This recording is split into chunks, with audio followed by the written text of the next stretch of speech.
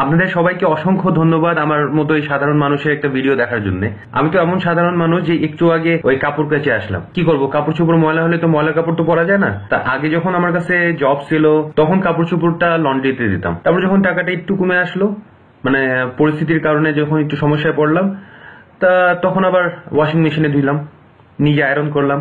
এখন অবস্থা এমন হয়েছে যে ওয়াশিং মেশিন নাই, সেজন্য নিজে বাথরুমে যায় কাপড় কাচে আসতেছি। তা ডারউইনের যে একটা থিওরি ছিল যে সার্ভাইভাল অফ দ্য ফিটেস্ট, তা আমি হলো সেই ফিটেস্ট টাইপের একটা প্রাণী যে সব ধরনের পরিস্থিতিতে নিজেকে মানিয়ে নিতে পারে। আসলে মানুষের তো ওই ধরনের অলৌকিক ক্ষমতা নাই যেগুলা ওই আমাদের কাল্পনিক ভগবান, ঈশ্বর, তারপর বিভিন্ন ধরনের নবী রাসূল এদের কাছে একটা অলৌকিক ক্ষমতা থাকতো, যেগুলা বাস্তবে কিন্তু এটার অস্তিত্ব নাই। তা যেহেতু আমাদের কাছে ওই অলৌকিক শক্তিটা নাই, তা সেজন্য আমরা বলতে পারি না যে আমাদের ভবিষ্যৎ কি হবে। যেহেতু আমরা ভবিষ্যৎটা জানি না, সেজন্য আমাদেরকে ওইভাবেই গড়ে তুলতে হবে যেন আমরা সব ধরনের পরিস্থিতিতেই নিজেদেরকে সার্ভাইভ করাইতে পারি। কারণ বিপদে পড়ে গেলে আপনি হাজার ঈশ্বরকে ডাকেন, কেউ এসে সাহায্য করবে না। হ্যাঁ, যদি আপনার আশপাশে ভালো মানুষ থাকে তারা আপনাকে সাহায্য করবে। আমার দৃষ্টিতে প্রতিটা ভালো মানুষই ঈশ্বর। যাই হোক, ওই যে তারেক মনোয়ার নামে একজন মৌলবাদী হুজুর আছে, আজকে আমি তো তার সাথে একটু কথাবার্তা বলতে যাচ্ছি। তা ওই তারেক মনোয়ারের কাছে আমার প্রথম প্রশ্নটা হলো, এই পৃথিবীটা আপনার দৃষ্টিতে কি? পৃথিবীটা একটা পরীক্ষার জায়গা। পৃথিবীটা একটা পরীক্ষার জায়গা, আল্লাহ আমাদের পরীক্ষা নিচ্ছেন। তা হাস্যকর হলো যে আল্লাহ সব জানতা, যে আল্লাহ সবকিছু জানে, সেই শালার পরীক্ষা নেওয়ার দরকারটা কি? যাই হোক, ওই লজিক্যাল প্রশ্নের কোনো উত্তর দেওয়া লাগবে না, কারণ আমরা জানি যে আপনার কতখানি লজিক্যাল। আর এই লজিক্যাল হওয়ার কারণেই কতজন নাস্তিকরা আপনারা গলা কেটে হত্যা করতেছেন, কারণ আপনার আল্লাহর বাপেরও কিন্তু ক্ষমতা নেই এই ধরনের লজিক্যাল প্রশ্নের উত্তর দেওয়ার। যাই হোক, আরেকটা প্রশ্ন, এই যে কোরআনটা, মানে কোরআনটা কি সহজ কোনো জিনিস নাকি এটা কঠিন?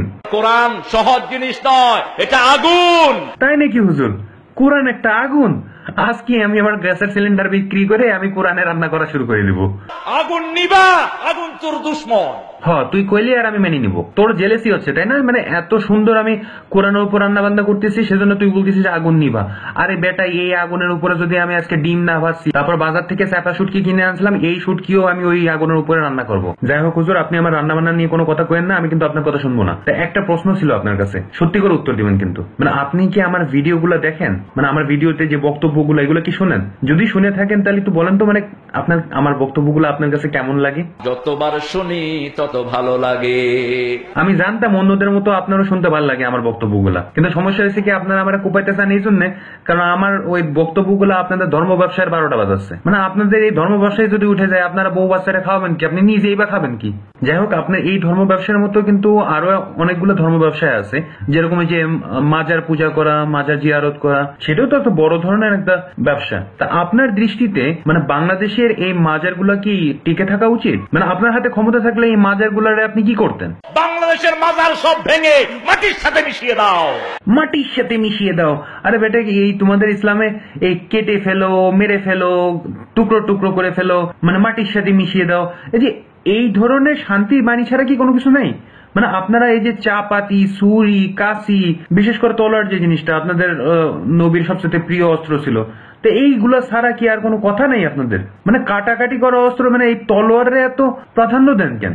তলোয়ারের ছায়া তলে হলো জান্নাত। কি কইলেন? তলোয়ারের ছায়ার তলে জান্নাত? ইয়ে তো জঙ্গিবাদীর ধর্ম। মানে আপনাদের ইসলাম তো জঙ্গিবাদী সমর্থন করতেছে।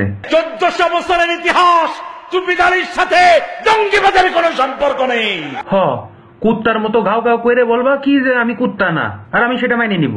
যাই হোক, আপনার সাথে বকবক করতে করতে আমার ওই যে গোসলের সময় পার হয়ে যাচ্ছে। আচ্ছা হুজুর, একটা প্রশ্ন ছিল, এই যে এত কিছু নিয়ে মোহাম্মদ এত কিছু কয়ে গেছে, তো গোসল নিয়ে কিছু কয় নাই?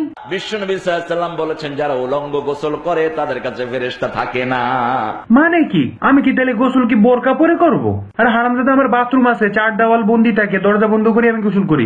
ওই সময় উলঙ্গ হয়ে করি নাকি কিভাবে করি সেটা তো কেউ দেখতে আসে না। কেন উলঙ্গ হয়ে গোসল করলে সমস্যাটা কি? হারাম, হারাম, হারাম।